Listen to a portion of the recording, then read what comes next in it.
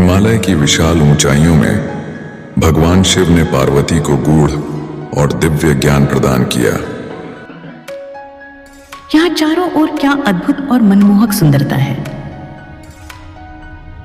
भगवान का क्रोध अचानक भड़क उठा, एक प्रचंड और अनियंत्रित दिव्य कोप के साथ। पुनर्जन्म मुझसे दूर। शांत और साधारण समुद्र तट के किनारे बसे गांव में एक कन्या का जन्म हुआ, आकाश की छाया में।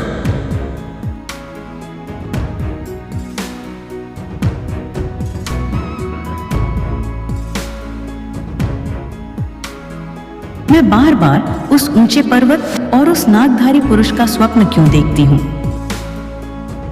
उधर शिव ने अपार वियोग और पीड़ा की गहरी अनुभूति की। प्रभु, उसका श्राप भी तो एक निश्चित मार्ग है। हमें साहस और संकल्प से आगे बढ़ना चाहिए। पश्चाताप और दुख से व्याकुल शिव ने गंभीरता से सोचा कि किस प्रकार इस कर्म को पलटा जाए। मैं वह प्रचंड दैत्य बन जाऊंगा जो आप दोनों का पुनर्मिलन सुनिश्चित करेगा।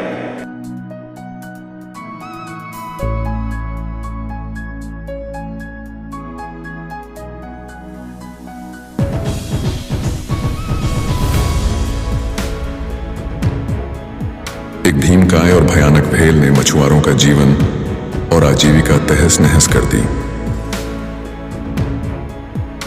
जो भी इस भयंकर दैत्य को मारेगा वही मेरी बेटी से विवाह करेगा। प्रभु ने अपना रूप बदलकर धरती पर अवतरण किया, अपनी प्रियतमा को पाने की दृढ़ इच्छा लेकर। मैंने आपकी गंभीर समस्या के बारे में सुना है, शायद मैं आपकी मदद कर सकूं। उसके सादा औजारों में स्वर्गीय शक्ति समाई हुई थी जो मानवीय कला की आड़ में छिपी थी। वनिम्मो, मेरी प्रतीक्षा धैर्य से करना प्रिय पार्वती, मैं तुम्हारे नजदीक आ रहा हूं।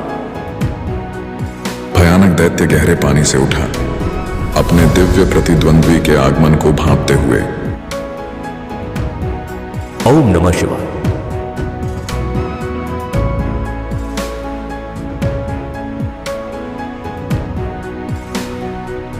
दैत्य ने अपने हृदय में जान लिया कि उसका स्वामी अंततः उसका सामना करने आया है। उसने कर दिखाया। उसने साहस पूर्वक उस भयानक दैत्य को पकड़ लिया और हराया। क्यों? वह मुझे इतना परिचित क्यों लगता है, जबकि मैंने उसे कभी सही मायने में नहीं देखा। भाग्य ने बिना बोले एक वादा कर लिया जो उनके भाग्यों को सदा के लिए जोड़ गया।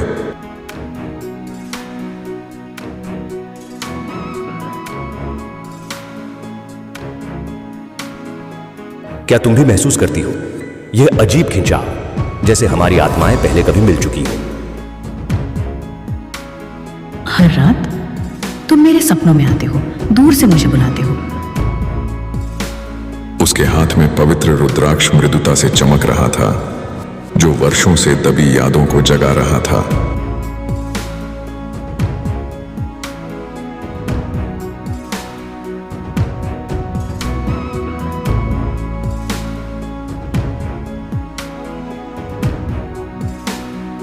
पर्वत, सांप और तुम, क्या ये मेरे पिछले जन्म की यादें हैं?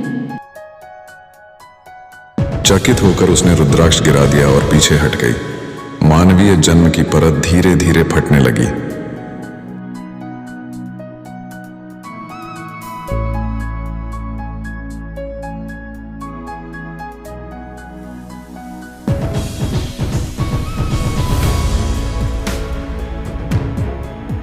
पार्वती, मेरी शक्ति, मैं तुम्हारे लिए लौट आया हूं, समय और भाग्य से परे। उस एहसास के पल में भूली हुई देवी ने अपनी शाश्वत जगह उसके साथ पहचानी।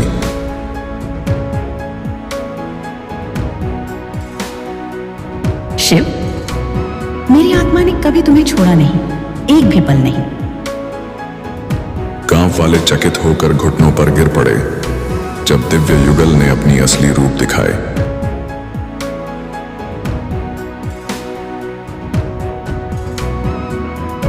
हाथों में हाथ डाले शिव और पार्वती सूरज की पहली किरणों की ओर देखते रहे, जैसे भाग्य ने तय किया हो। चलो घर लौटे, हमारे शाश्वत कैलाश की ओर, जहां हमारी आत्माएं सदा के लिए रहती हैं।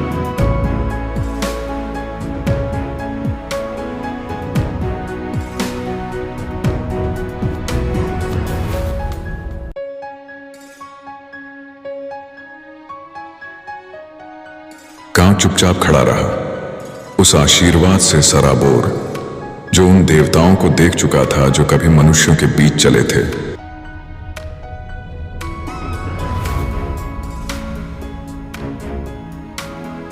अंततः घर वापस, मेरी प्रिय शक्ति मेरे साथ। स्वर्ग में आनंद छा गया। अप्सराओं ने नृत्य किया और गाए। विशाल सागर भी अपने देवताओं को याद रखते हैं, हर लहर और हर सांस में। अग्नि और हिम की अनंत नृत्य में उनका पवित्र मिलन सदैव विराजमान रहता है। ताल और सुंदरता में हम सदा एक हैं। देव और अरशी इकट्ठे हुए, हर्ष से भरे, जब दिव्य युगल फिर से पूर्ण हुआ। और इस प्रकार कथा समाप्त होती है, पर इसका सार कभी खत्म नहीं होता। एक शाश्वत कथा जो कई जन्मों में कही गई, एक शाश्वत प्रेम जो अनंत रूपों में प्रकट होता है। साथ सदा के लिए समय और स्थान से परे। शाप और पुनर्मिलन, एक दिव्य कथा वियोग की और शाश्वत प्रेम की विजय की।